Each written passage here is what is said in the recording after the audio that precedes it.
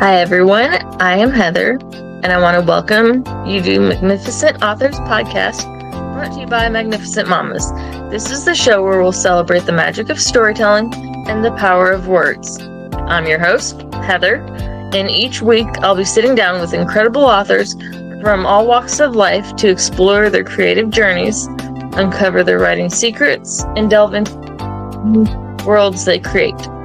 Whether you are an aspiring writer, a passionate reader, or simply curious about the minds behind your favorite books, this is the podcast for you. So grab a cozy blanket, pour yourself a cup of tea, and get ready to be inspired by the magnificent authors who join us. Let's dive in. Hi, everyone. I'm Heather with Magnificent Mamas and Magnificent Authors Podcast. We're joined here today with author Marc. Marc, would you like to introduce yourself? Sure, thank you. So my name is Marc Fetscherin, and I have two daughters, Marga and Miriel.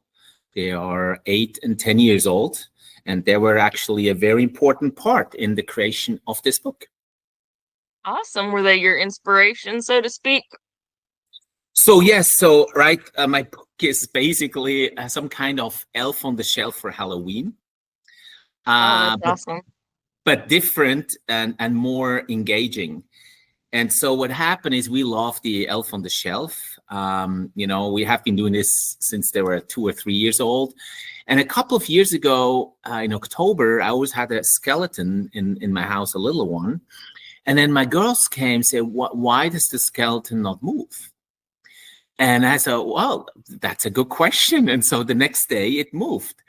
And that's how the idea came of Bones. They came up with the name Bones. We had Spooky and Boney, and then Bones I thought was very cute. And so I started to do that, basically like Elf on the Shelf. And so over the years, I really saw they truly enjoy it because it was different. Because while Elf on the Shelf is a great concept, it's probably the only toy kids cannot touch. And so with the elf, they were walking around, they were playing with, so it was very interactive. And a second thing was when I talked to some of my friends who don't celebrate Christmas, they say like, oh, that is a wonderful idea. My kids could actually use that because it's really not religion based as Elf on the Shelf is. And then over the years, all those ideas came about this book, which maybe you can ask me more questions, or I'm happy to elaborate. Definitely. I love that it's Halloween related. Halloween is like one of my favorite holidays, and we usually decorate a bunch, and it's one of my favorites. When my daughter was growing up, she's 16, they didn't have Elf on the Shelf. So I think it's unique that you've come up with something, especially the fact that, like you said, there's quite a few people that don't celebrate Christmas. So I think that's very cool.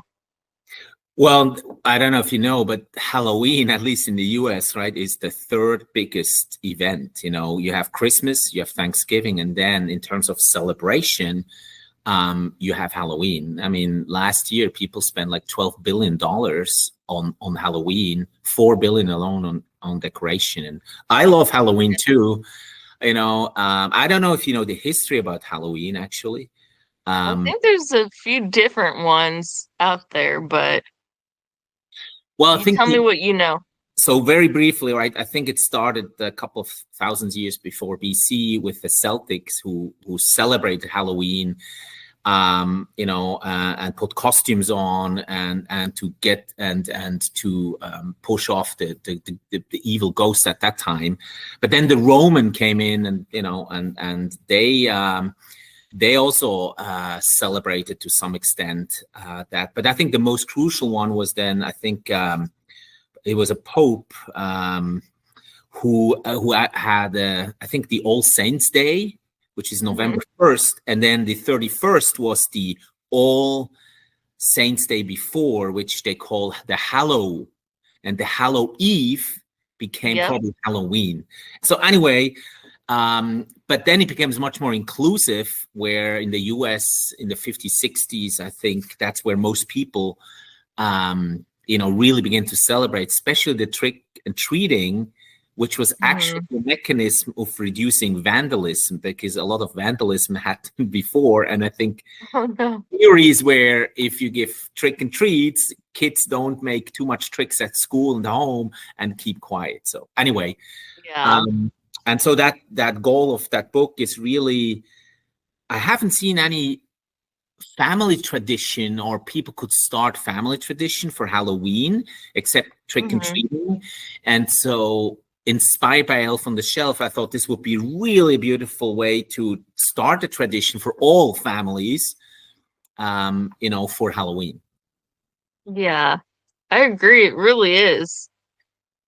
I love how unique it is. And so tell me a little bit about your book besides, the skeleton and whatnot. So this main book is really to introduce Bones, who is, that's little cute skeleton doing, pranks, and really introduce him as the character, but also his uniqueness. As I said, the one thing is they can touch, kids can play and interact. Another very important thing is a lot of critique has been expressed about Elf on the Shelf, about the policing of the elf and the reporting back to Santa. And Bones doesn't do that, right? He doesn't report to anyone. He really encourages positive enforcement instead of negative enforcement, right? If you touch the elf, if you don't behave, you might not get gifts. Yeah. Another big thing is he also watches parents.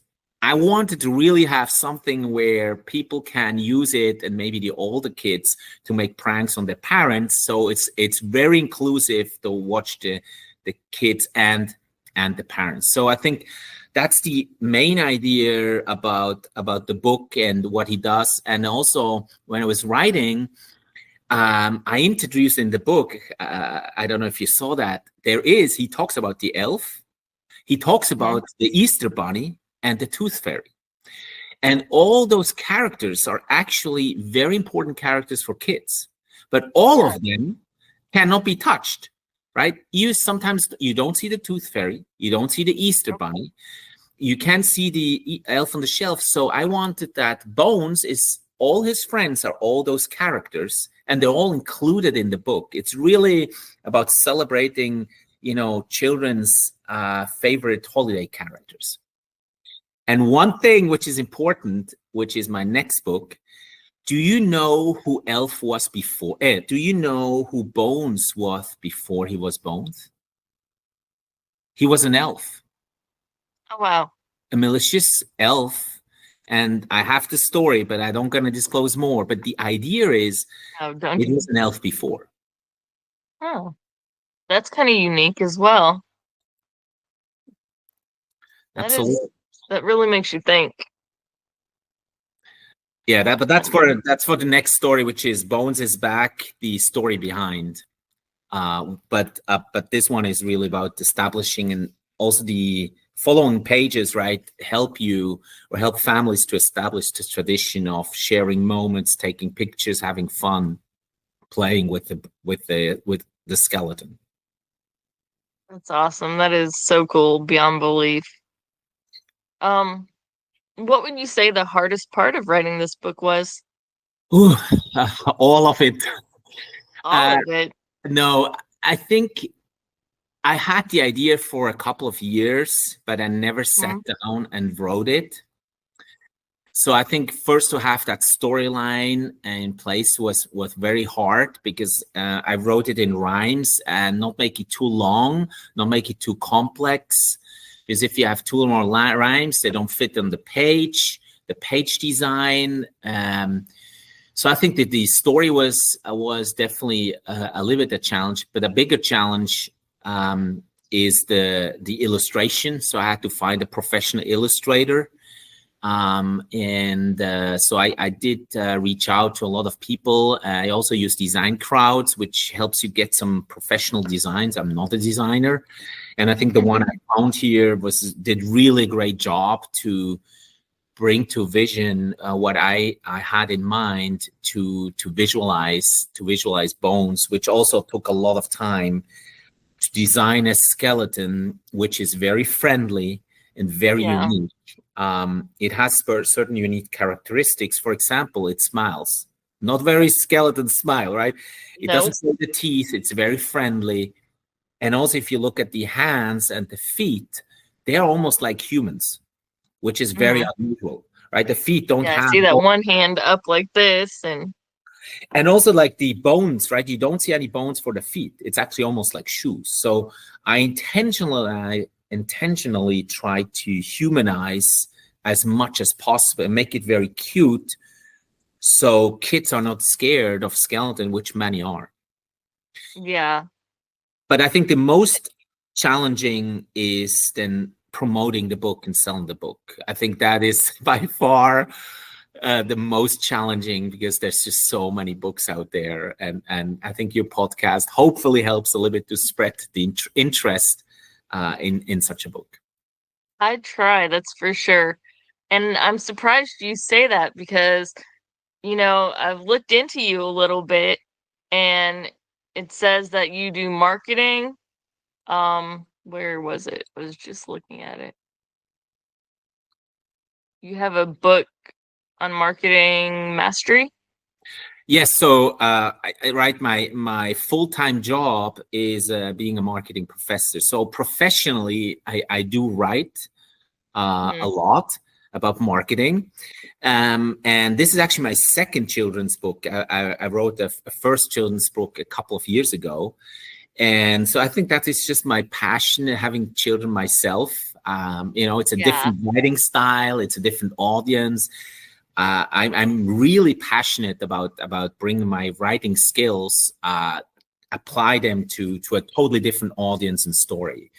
But so come back to marketing. That's why I enjoy this project, because it's even the marketing tools, and I think I try to do my best I can, and we'll see how it's going this year. It's still challenging, to being an authors and selling books.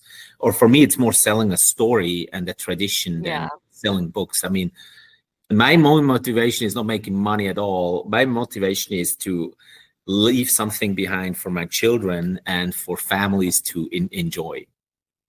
Definitely. I think that's so important. And, that's why I do what I do, because I want to help, the authors. I want to help them get their stories out there, get their books out there. And I think there's so many people, no offense or anything, that are, helping with marketing and promoting that are just in it for the money and, trying to make a bunch of money. And to me, that feels wrong. So I agree. I try. So you said you're working on the second book in the series. Will there be more besides the second one? So I don't know yet, to be honest. What I'm currently doing is actually my vision is to have a physical figure of bones and send it as a bundle. But that is a totally different project, because it's very expensive to create a skeleton which looks exactly like the figure I have, which is safe to use, which provide all the specification. But yes, I'm currently working on a project where we'll look into designing bones. So as a figure, it will be different too. Like there, I want to have a glowing function. So it glows, which is very unusual. Not many skeletons do that.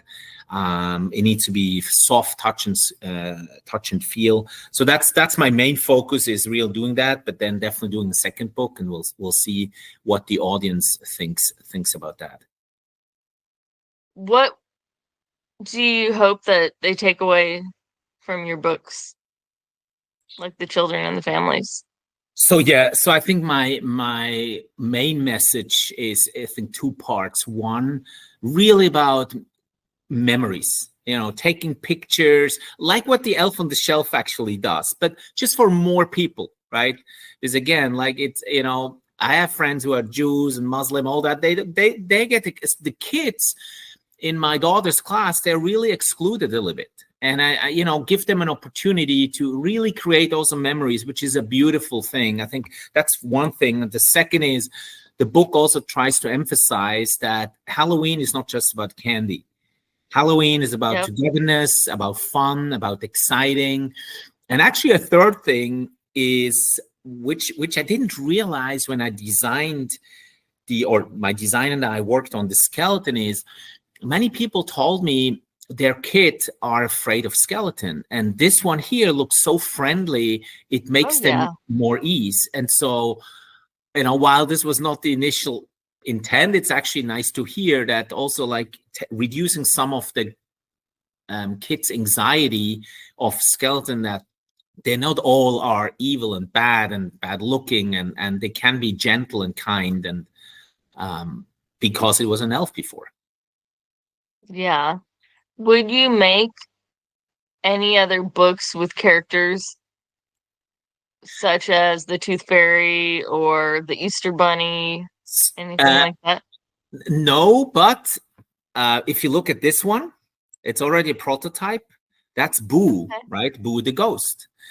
And so I'm thinking that's why,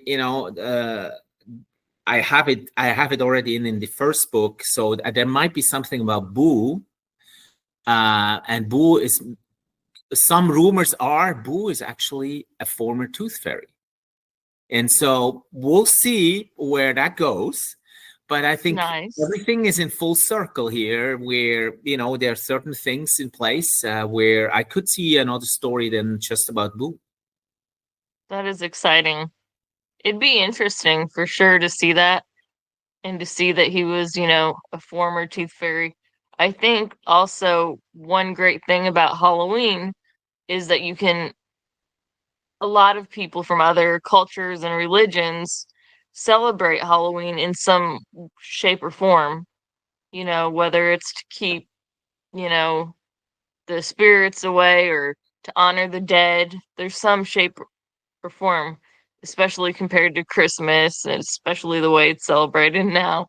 So, Absolutely. Well, it's huge in South America, right? The, mhm. the celebration of the death. And so I could see there also, like, most people have a negative annotation, and I think I hope with this book too to bring a more positive annotation and more fun, and not just the scary part, but also the kind Yeah. part, I which think I think is missing a little bit. I think a lot of people just think it's, negative, and I don't mean any disrespect but to any religion ever, but I think like a lot of people in Christianity, whatever form, I think there's a lot of people that don't celebrate Halloween because they think it's like the devil's holiday and stuff like that. But like you said before, going back to like the Celtics and the Romans, if you do your research, how it was celebrated and what ways it was celebrated way back in the day before it's celebrated the way it is now. Mm-hmm. Well, actually, as I said, so I remember now, it's Pope Gregory III, I think, in the 8th century. He actually did that, November 1st, All Saints Day, where October 31st, or the Hallow Day, where the 31st was the Hallow Eve, Halloween. So it actually, if you go back in the history, if you believe what's written out there, it has some kind of origin in that respect, but just then expanded it into different religions, and it's not a religious day. So, but again, it's about celebrating, and honoring, the saints who passed away. Yeah. And that's, similar to how they do with the Day of the Dead. They're honoring their dead. So it's, Exactly. Similar in a way, the way There's I see it also at least. Absolutely. There's also a rumor, maybe that's in the next book, but where Bones maybe is able to talk to the dead of the people of the family, and might pass on notes from them to the children or parents. That's a really cool idea.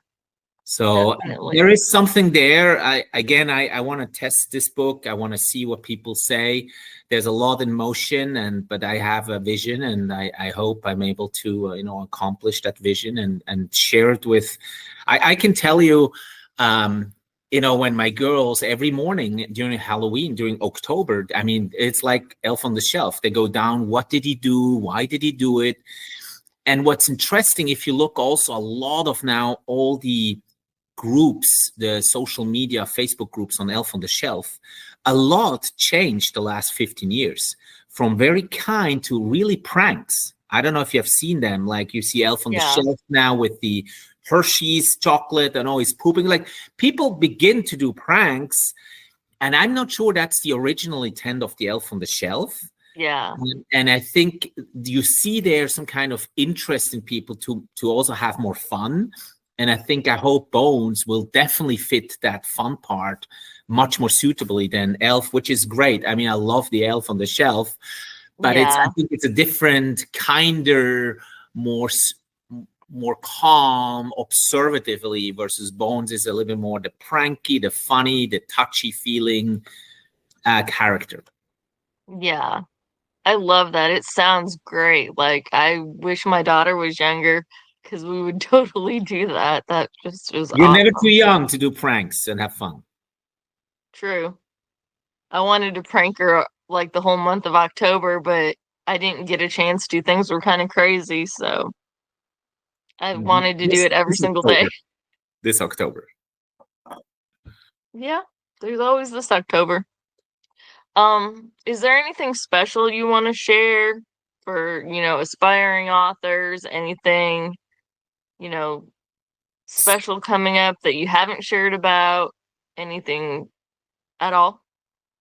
So I think the most exciting is I'm working on this figure.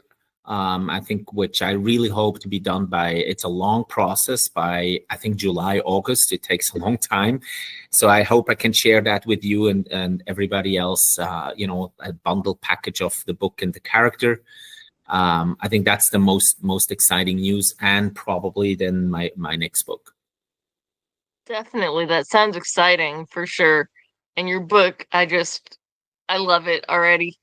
It just sounds amazing. Um, Speaking of that, though, on the day this podcast airs, like I told you off screen, it'll be on YouTube, Spotify, our website, and then share it on socials. And the link will be provided as well, so people can hopefully go and purchase your book and check it out. And also I have an Instagram account, I think, where we, share pictures and do the stuff. So if you're able to share this, that would be fantastic. I mean, the more I get Definitely. feedback from people, for me, the most valuable is really the feedback, what they think, what they feel about. That makes me the most exciting. And that's maybe one thing you told me about other authors. I think being an author is, I mean, this is like a baby.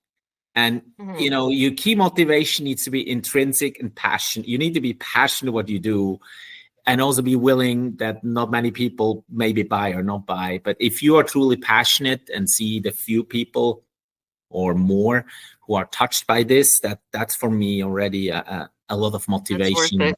Exactly. But don't do it I for the money. I think that's a wrong motivation. I was just gonna say, and I don't mean, again, any disrespect to anyone, but I feel like the true authors are the ones that have a lot of passion, are the ones who aren't trying to make a bunch of money, that just want to tell the story, get it out there. I had somebody ask me once, they were like, well, I put my book on Amazon. How come it's not a bestseller yet? I said, well, are you promoting it? Are you marketing it? Reviews, beta reading, ARC reading, everything that goes into publishing. And he didn't do anything.